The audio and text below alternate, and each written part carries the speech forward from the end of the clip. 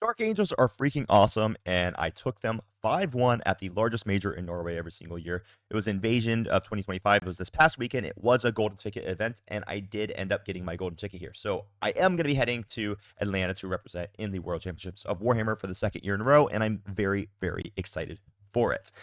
Guys, I hear a lot of times on the internet, people get opinions about certain armies because, I don't know, channels or talking heads will talk about it.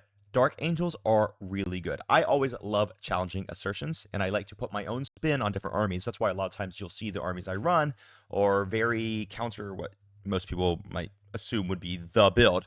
And that's okay because I build my armies with a purpose. So I want to share the reason why my army was built the way it is, because I've been getting a lot of people telling me my army list design was bad, and they're wrong. It was actually very, very good. So I'm going to break down how the army worked for you, and I'm going to take you to the journey of the major to show you how I got the golden ticket. This is real quick. I'm just going to show you a breakdown of the tournament itself. So there were a lot of leagues of Votan there. We had 8 of them. We had 8 Chaos Knights. We had 6 World Eaters, 6 Eldari, 6 Death Guard, blah, blah, blah, blah, blah. There actually were 5 Dark Angels players there, which was pretty surprising. I think they were all Wrath of the Rock also, which I thought was really cool because I do believe that Wrath of the Rock is the way to play Dark Angels right now. That is not saying that Gladius and Stormlight suck. I'm not saying that they're not good ways to play Dark Angels. I think Wrath is at least my preferred way to play Dark Angels right now.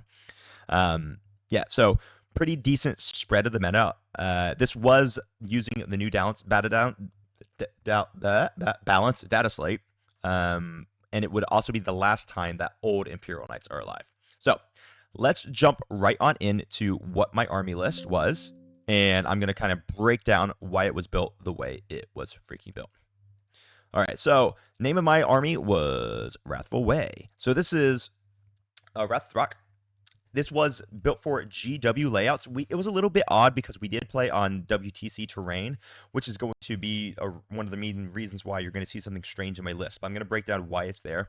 I'm going to explain every single bit of it. One thing I started doing when I started submitting lists for tournaments and things is I have started to add in a little clause, right? Like just general things you need to know about my army. It's not every single detail, but it's the stuff that's different and weird that people need to have a heads up about. So I always tell people if I'm playing Dark Angels Wrath of the Rock, the Lion can rapid ingress turn 1 if I go first, because since he starts on the table with his ability, I can pick him back up into reserves, and then in my opponent's turn 1, this is assuming I go first, of course, I can then rapid ingress him, because the restriction on deep striking and stuff like that in turn 1 only applies if you don't start on the table. It only applies if you're starting in reserves. So I always let people know that if I go first, I can rapid ingress the Lion turn 1. Deathwing Terminators and the Ancient can deep strike turn 1 due to enhancement. All infantry are going to be -1 to be wounded if your strength is higher than toughness. It applies to mounted as well, but I have no mounted in this army. And then I've got one stratagem, which is a very big deal. It allows me to charge my opponent in their charge phase, well, at the end of their charge phase, if they're within 6 inches of my Deathwing units or 3 inches of basically anything else. So name of the army is the Wrathful Way. It did come out to 1995 points, and I'm going to kind of run you through what's in it. So first unit, we got Azrael. Azrael is going to be running, I'll just say the characters and they'll say who's running with what. So we have Azrael, we have the Lionel Johnson, the Chad himself. This guy, this Primarch is so good. When I did a video a few weeks ago about how I think he might be like the second best Primarch, I think he's the best Primarch now. The dude is such a freaking legend. So I love him. Then we have the Ancient and Terminator armor. He does have the Deathwing Assault to give me that turn 1 deep strike ability on him. I have a Captain and Gravis armor, and he has the Ancient Weapons enhancement, which gives him +2 to his strength, +1 to his AP, and then +1 to the damage of his melee weapons. This guy, oh my gosh, for 105 points. I'll explain why he was so freaking amazing. I'll get to it. Then we had a Lieutenant with Combi Weapon. By the way, guys, I do recognize that there is a green screen behind me that has nothing projected on it. I got a green screen. I don't really know how to use it yet. One step at a time, okay? I'm getting there, all right? I got a green screen. We'll figure out how to actually use it later, okay? So hopefully by the end of the week, I'll have that one figured out. One step at a time. Then I only have one 5-man unit of Deathwing Knights, and this is one that really confused a lot of people, but I'll explain why after I go through the full list. This is another one that confused a lot of people. I actually took a 5-man unit of Desolation Marines. I have a 3-man squad of Inceptors with Plasma, one 5-man Incursor squad, one 6-man unit of the Inner Circle Companions, a Scout squad, 2 Lancers, and an Impulsor. This army was amazing. Now, there are going to be people who are not going to understand it. So let me go ahead and break down essentially how the army operates, okay? So Azrael goes with the ICC. In Wrath of the Rock, your ICC get the -1 to be wounded, a bonus from the detachment rule, just like all other infantry does. Now, your ICC are always -1 to be hit, effectively, because they're led by a character. Then they're also effectively always going to be -1 to be wounded. Not actually always, but effectively always. The Azrael then gives them a 4-up invulnerable save, and then I get a once per game 4-up Feel No Pain against mortal wounds. This makes the unit irrationally durable for what it is. Now, that doesn't mean that I can just stand in the middle of a battlefield and tank an entire opponent's shooting, but it does mean that it dramatically skews the math of your opponent shooting into the unit. Not to mention, Azrael gives them a crazy combat buff by adding in sustained hits. So now I'm getting both sustained and lethal on their strike profile. It is bonkers how much damage this unit does. They one-tap Big Knights. It is just nasty. They one-tap when you don't have it, when you don't have a Feel No Pain. When you do have a Feel No Pain, I think they leave the Big Knight on like 2 to 3 wins or something like that. Then the Lionel Johnson, with his ability to use 2 auras, is absolutely insane. He always starts on the battlefield, so that if I go first, I can teleport him turn 1, or more likely, I'm just going to be rapid ingressing him in my opponent's turn 1 if I'm going first. If I'm going second, you can't rapid ingress in your opponent's turn 1, obviously. Then we have the Ancient and Terminator armor, who's leading the 5 Deathwing Knights. This guy was probably the star of the entire freaking tournament. Giving +1 OC to the Deathwing Knights dramatically changes how you have to play against Deathwing Knights. One of the most common ways to deal with Deathwing Knights is you just stand on the objective and you out-OC them. Impossible, practically impossible with this guy, because this guy gives them that sweet OC 12. Not to mention, because he gives them +1 OC, not to mention, if I end up engaged with this unit, which I very often was, because I can charge 6 inches at the end of my opponent's charge phase, then I can add +1 to the OC of the unit using one of my stratagems. So there was many, many times over the course of this tournament where I was able to get this unit to OC 18. I mean, technically, I could get them to OC 24 if I did that strat in 2 command phases, but I never did that. So they were denying objectives to Big Knights. They were freaking out OCing hordes. It was kind of ridiculous how powerful having that bonus OC on them. So what I would do all the time is I would take that unit and I would just deep strike them onto my opponent's natural expansion, assuming I could have them minimum in cover, just turn 1. Because then what happens is my opponent is typically not going to be deployed in such a way to be able to handle those 6 models with -1 damage, -1 to wound, in cover, access to AOC. And they can't handle them turn 1, which means they can't get to their natural expansion turn 1, which means they can't score in turn 2. And now that there's no freaking challenger cards, that's a huge problem with their scoring potential. Now, I'm not saying I would suicide them and put them in front of the entire army. I would typically try to make sure that I had them slightly behind cover somewhere. So, like GW8, GW2, GW6, there were a lot of times where I was able just actually to get them into positions where there's not much my opponent could really do much about them. So the army really was designed to go first. It's like, all right, I want to go first because I'm going to turn 1 deep strike those Deathwing Terminators. I would always use my scouts to make sure that my opponent couldn't deploy his infiltrators, where I know I want to deep strike my Terminators turn 1. Then the Lion would always be rapid ingressing in my opponent's somewhere in turn 1. And I would always rapid ingress him within 3 inches of one of my models to make sure that he also has loan up. So I'm just dealing crazy board control in turn 1 when I go first, and when I go second, I have all the advantages of scoring as if I went second. So the army really doesn't care if it goes first or second. It's very happy either way. Now, the Captain and Gravis armor by himself, this guy was such a freaking wrecking ball, because due to his ancient weapons enhancement, I only had a model with a power sword. I wish I had it with a chain sword, but whatever. I had a power sword.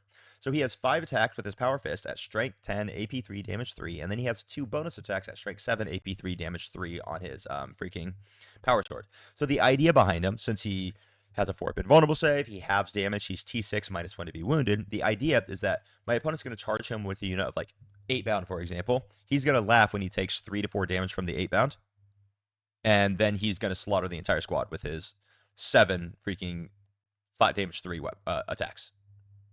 And he basically did stuff like that all the time. He popped war dogs. He was also just a huge brutal tank occasionally when I needed a infantry unit to give loan up to the Lion, but I didn't have my combi lieutenant anywhere close by to give that loan up to my Lion, because remember, the Lion has to be within 3 inches of infantry to get loan up. The Gravis Captain would do it. And I don't care if the Gravis Captain is exposed because what? Are you going to shoot your Tyranno effects at my Gravis Captain? Like I just don't care. Okay, shoot him. Great. All right, 2 shots. You're wounding on 3s because you're -1 to be wounded. Hopefully both of them go through. Like typically you're only going to get 1 through, and even if you do get 2 through, I'm going to save 1 on an invulnerable save. He's a captain, so he has a free CP reroll or a free stratagem, so I just use it on a CP reroll, turn it into another 4-up, invuln, boom, he doesn't die. And even if you do get a shot through, let's say you shoot him with a Lancer or something, and you roll, I don't know, 6 damage on the Lancer, well, it's actually only 3 damage, so he doesn't die. It's like, and then you wasted your Lancer's activation shooting a Gravis Captain that doesn't die. So I love this guy, and he does run solo all the time, and he is a freaking legend for it. Then the Combi Lieutenant. What was really important is the Combi Lieutenant actually combied with my Desolation Marines. So I would pretty much always use the Combi Lieutenant to give me the reroll 1s to wound on the objective where I know I'm going to be hammering it with my Desolation Marines. Now, the Desolation Marines, let's just talk about it while I'm at it. The reason why I really like them in Wrath of the Rock is because I have a 1 CP stratagem where I can give them +2 strength to their ranged weapons, which means all those Castellan launchers are actually strength 6, not strength 4. And when they're at strength 6, what happens is that these bad boys are wounding elf bodies on 2s, which means this squad wipes a 5-man unit of elves. Boom. Gone. Bye-bye. Thanks for playing. You don't enjoy the game anymore. And that is actually brutal. And it's one of the biggest weaknesses that I think Dark Angels really have is that we do not trade well. We actually trade very poorly. So the addition of the Desolation Marines, even though they were very expensive, is that they just said, I don't have to trade. Even if they're 200 points, even if they never make up their points cost, if all they do is they kill, let's say, 2 squads of Corsairs, maybe 3 squads of Corsairs, so they don't quite make their 200 points back, I'm so happy, because what that means is that I got to eliminate 3 of my opponent's chaff units without ever having to dedicate a single one of my units to die. And that is such a powerful ability. Not to mention, it really screws with my opponent's ability to think about where they're going to safely stage their chaff. I played against Death Guard. They picked up a full squad of Poxwalkers. I played against Death Guard. I'll tell you about that one a little bit, where I one-tapped a Tallyman on my opponent's home field to get Assassinate turn 1. It was disgusting. Giving +2 strength to the Castellan launchers and the Vanguard launcher, to be fair, was such a big deal. It also allows me to really threaten things like Marine bodies, especially since on this particular terrain it was a little bit odd. We were playing GW layouts, but WTC terrain, so I was able to get plunging fire with them. So that was pretty sick. Deathwing Knights, we already kind of talked about what they do with their Ancient and Terminator armor. Then I had a 3-man Inceptor squad. Now this is the unit that I was uncertain of, and I would be open to exchanging them with someone else. But I got to be real with you.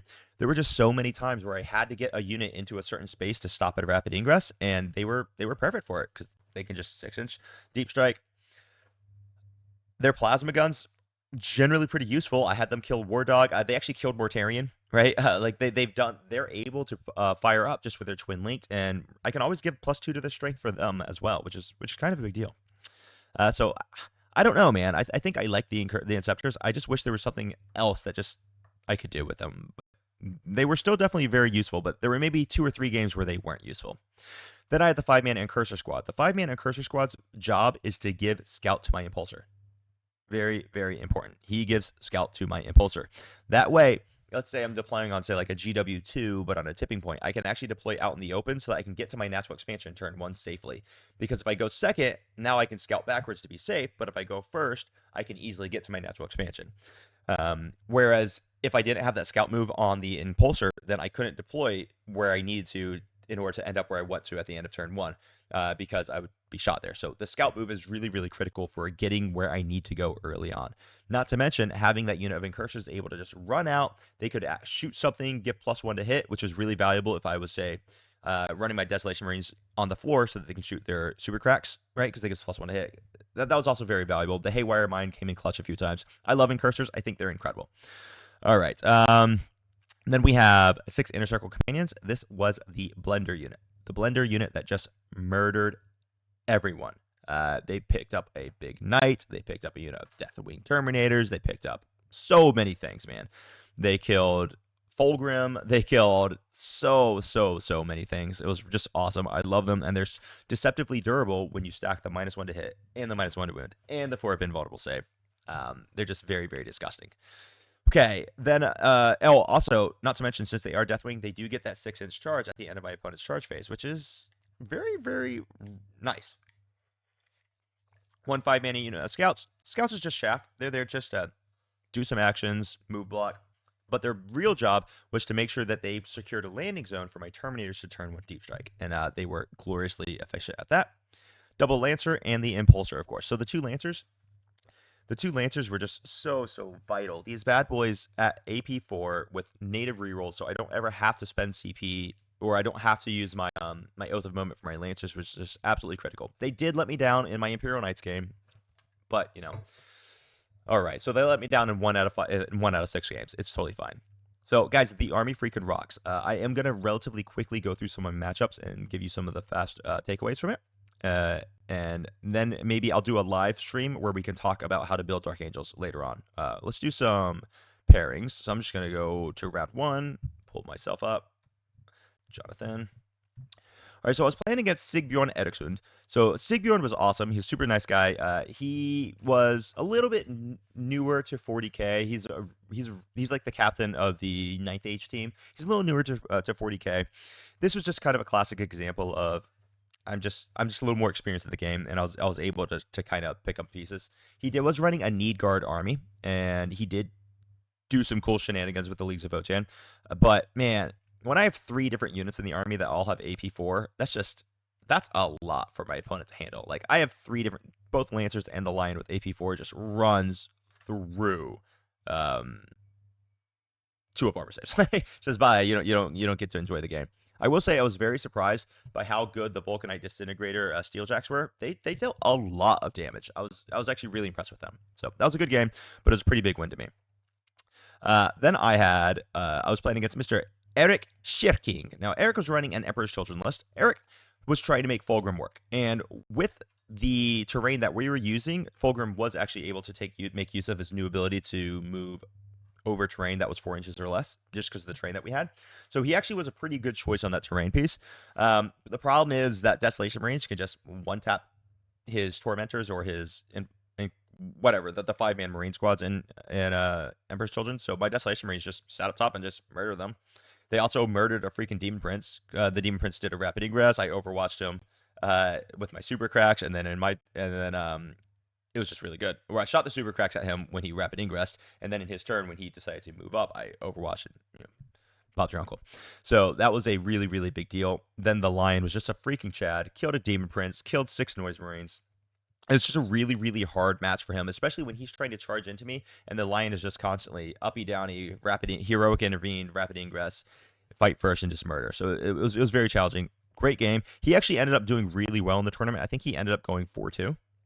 So he had a great tournament, and actually, if I'm not mistaken, so did Sigbjorn from the beginning. Actually, I had my opponent win rate percentage at this tournament was 73%, meaning the guys who I beat, their win rates was 73% overall. Meaning, I think the worst performing person that I defeated went 4-2, which was really impressive. It was actually a very tough strength of schedule. I was really impressed with all my opponents. Then I played Thomas Harkstad. Thomas is one of my nemesis. He's a really great guy. I love the dude. So he was running a Invasion Fleet Tyranids. He's on the WTC team with us. He knocked out one of the top 5 guys in Norway in round 1, and he beat me in my last tournament I played him at. So he and I always like to go back and forth. The Wrath of the Rock though was just it was a lot, man. Once the Lion gets into his big monsters, they go poof. The Desolation Marines allowed me just to constantly kill all of his gaunts. So now he doesn't have any gaunts. And once he doesn't have any gaunts, all of his scoring pieces disappear.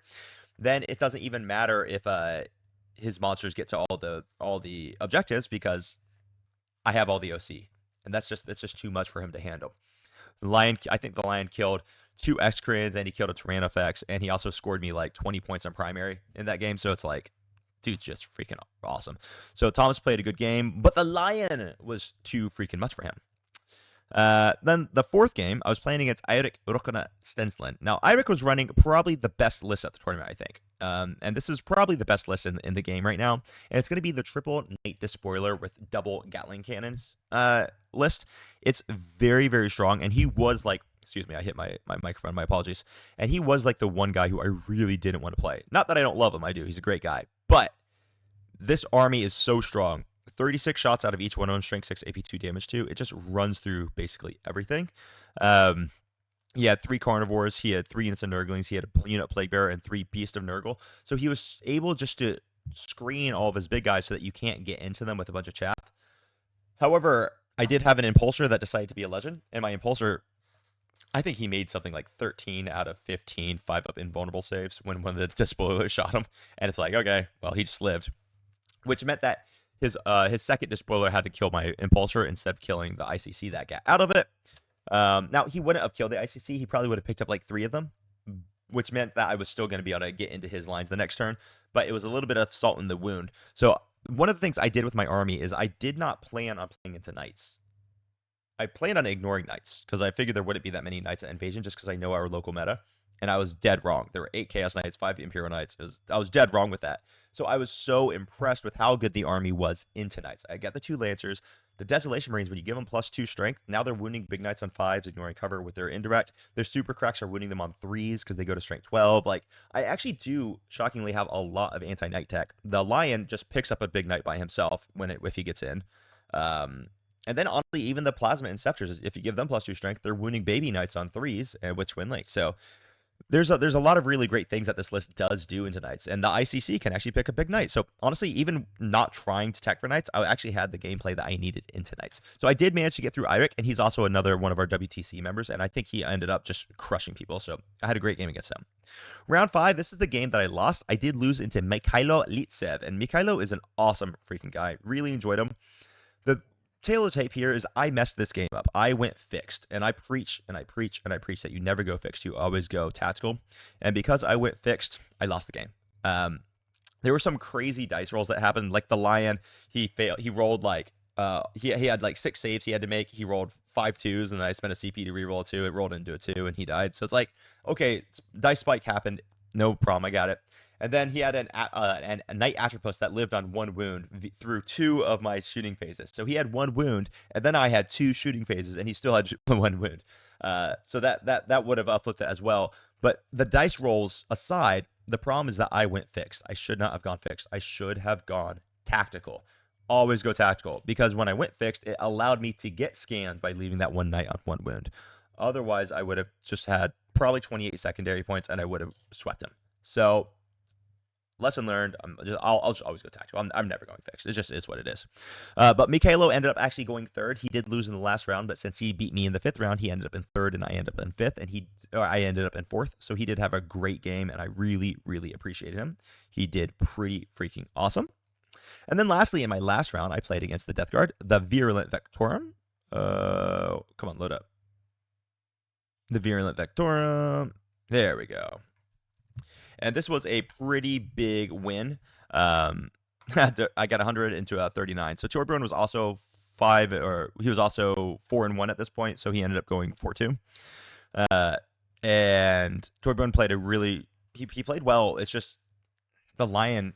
All right, so the Lion's kill tally, and I have a picture somewhere. So if you're in the Discord, you can go see the picture. But I have a picture of it where he's surrounded by the things he killed. He killed 3 bloat drones. He killed 1 Mephitic Blight Hauler. He killed Typhus, he killed a Demon Prince, and the only reason... Oh, and he killed a Predator Destructor.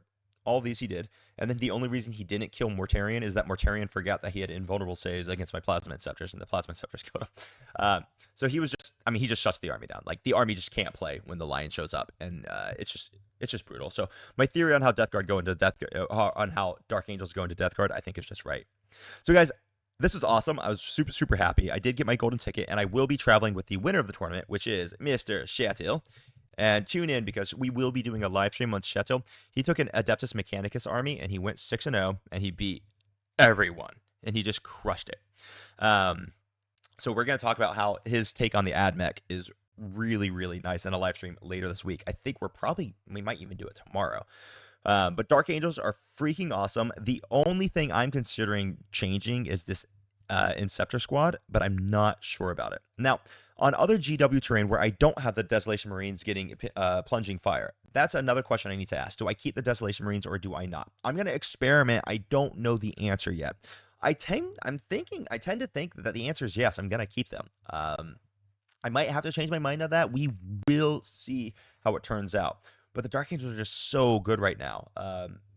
when it comes to both of the Emperors or Angels, I think I'll do a live stream on comparing Blood Angels and Dark Angels and like where they're better. I think Blood Angels is probably overall a better army still, but Dark Angels just have these skills and the abilities to play into the things that Blood Angels can't play into. So like Blood Angels can't really play into that Chaos Knights army.